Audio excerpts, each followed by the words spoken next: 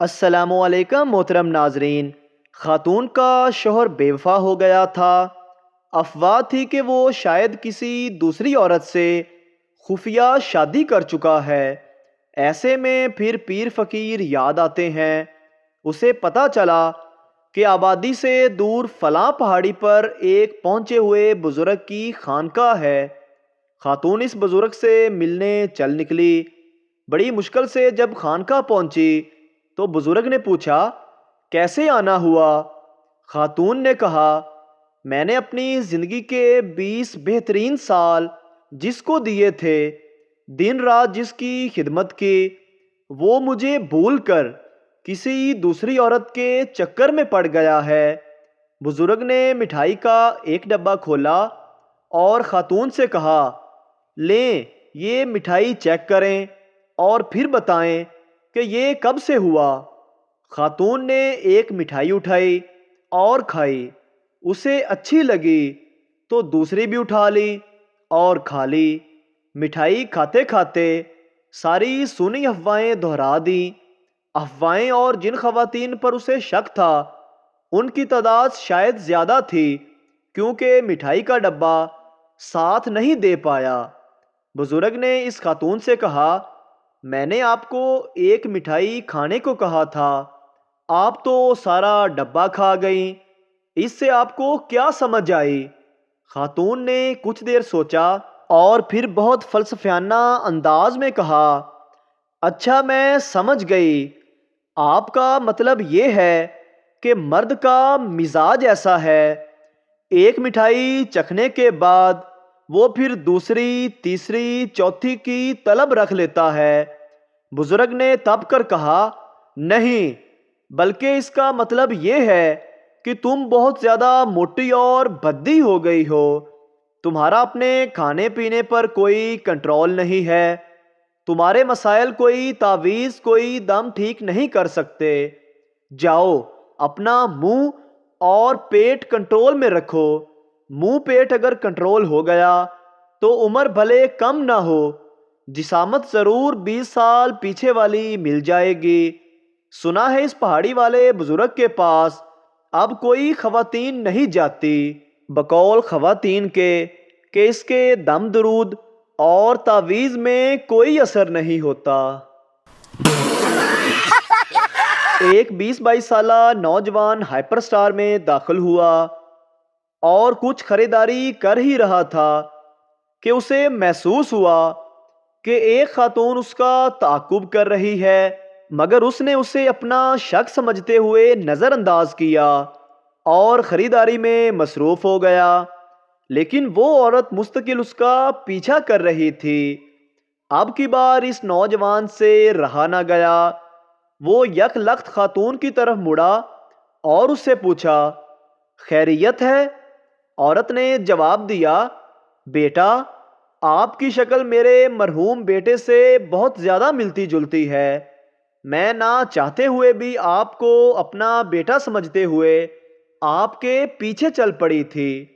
عورت نے یہ کہا اور اس کی آنکھوں سے آنسو بہنا شروع ہو گئے۔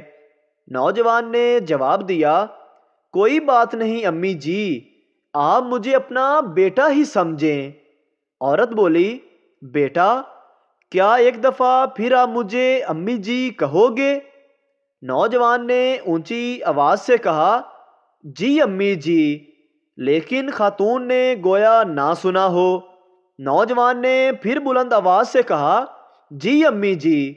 عورت نے سنا اور نوجوان کے دونوں ہاتھ پکڑ کر چومے، اپنی آنکھوں سے لگائے اور روتے ہوئے وہاں سے رخصت ہو گئی۔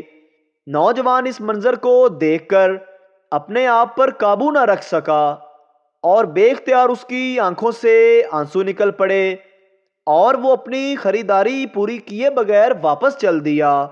کاؤنٹر پر پہنچا تو کیشیئر نے 10,000 کا بل تھما دیا۔ نوجوان نے پوچھا، 10,000 کیسے؟ کیشیئر نے جواب دیا، 800 کا بل آپ کا ہے اور 9,200 روپے آپ کی والدہ کا، جنہیں آپ ابھی امی جی کہہ رہے تھے۔ وہ دن اور آج کا دن وہ نوجوان اپنی حقیقی امی کو بھی خالہ جان کہتا ہے۔ حاجی صاحب مالش کروانے والے سے مالش کروا رہے تھے، اتنے میں ایک آدمی آیا اور کہنے لگا، کیا حال ہے حاجی صاحب، آپ نظر نہیں آتے آج کل؟ حاجی صاحب نے اس کی بات سنی انسنی کر دی۔ وہ بندہ کہنے لگا، حاجی صاحب میں آپ کی سائیکل لے کے جا رہا ہوں۔ وہ سائیکل مالشی کی تھی۔ کافی دیر ہو گئی تو مالشی کہنے لگا، حاجی صاحب آپ کا دوست آیا نہیں ابھی تک میری سائیکل واپس لے کر؟ حاجی صاحب بولے، وہ میرا دوست نہیں تھا۔ مالشی بولا، مگر وہ تو آپ سے باتیں کر رہا تھا۔ حاجی صاحب بولے، میں تو اس کو جانتا ہی نہیں ہوں، میں تو سمجھا تھا کہ وہ تمہارا دوست ہے۔ مالشی بولا، حاجی صاحب میں غریب آدمی ہوں، میں تو لٹ گیا۔ حاجی صاحب بولے، اچھا تو رو مت، میں تجھے نئی سائیکل لے دیتا ہوں، تم سائیکل والی دکان پر جا کے سائیکل پسند کر لو۔ مالشی نے ایک سائیکل پسند کی اور چکر لگا کے دیکھا، واپسی پر آ کے کہنے لگا، حاجی صاحب یہ سائیکل ذرا ٹیڑھی چل رہی ہے۔ حاجی صاحب نے کہا، جا یار، نئی سائیکل ہے یہ ٹھیک ہوگی، دکھاؤ میں چیک کرتا ہوں۔ حاجی صاحب سائیکل پر چکر لگانے گئے اور واپس آئے ہی نہیں۔ مالشی کو اس سائیکل کے پیسے بھی دینے پڑ گئے۔ آج ایسا ہی حال ہماری پاکستانی قوم کے ساتھ ہو رہا ہے۔